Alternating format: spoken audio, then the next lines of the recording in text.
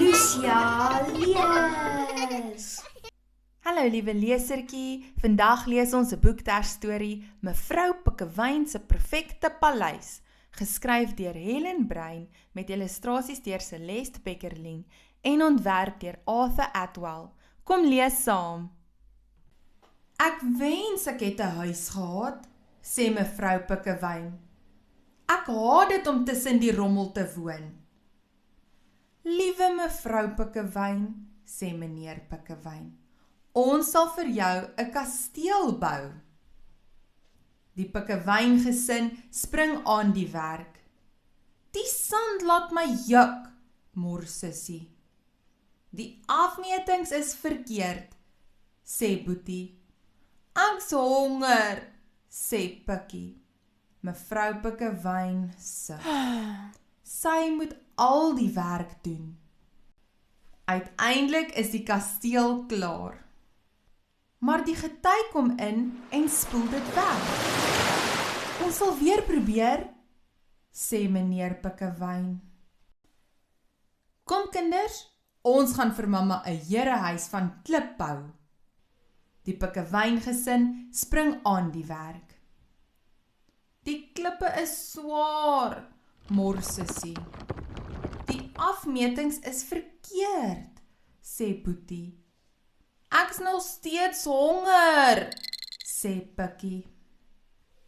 Uiteindelik is die herehuis klaar, maar die wind kom en waai dit om. Mevrou Pikkewyn is kwaad. Ek gaan nie nog 'n steekwerk doen nie, sê sy. Ons sal weer probeer, sê meneer Pikkewyn. Ek kan aan niks dink nie, sê sussie. Dis te moeilik, ons het nie sement nie, sê Boetie. 'n Mens kan nie 'n behoorlike huis sonder sement bou nie. Ek's honger, sê Pikkie. Mevrou Pikkewyn sug. Sy gaan nooit haar huis kry nie. Kyk net na hierdie gemors, sê sy.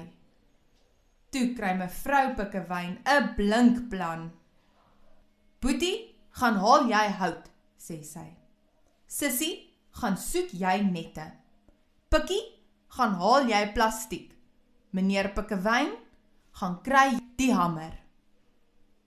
Hulle werk die hele dag lank. Ek's moeg, sê sussie. Hou aan werk, sê mevrou Pikkewyn. Die afmetings is verkeerd, sê Boetie. Hou aan werk, sê mevrou Pikkewyn. Ek's nog steeds honger, sê Pikkie. Hou aan werk, sê mevrou Pikkewyn. Dit gaan wonderlik wees, sê meneer Pikkewyn. Jy doen goeie werk, sê mevrou Pikkewyn. En hulle werk en werk en werk en werk. En uiteindelik is die huis klaar. Welkom by jou paleis, sê meneer Pikkewyn. Mevrou Pikkewyn klap haar vlerke.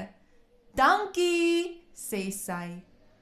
Dit is mevrou Pikkewyn se perfekte paleis. Fluit, fluit, die storie is uit.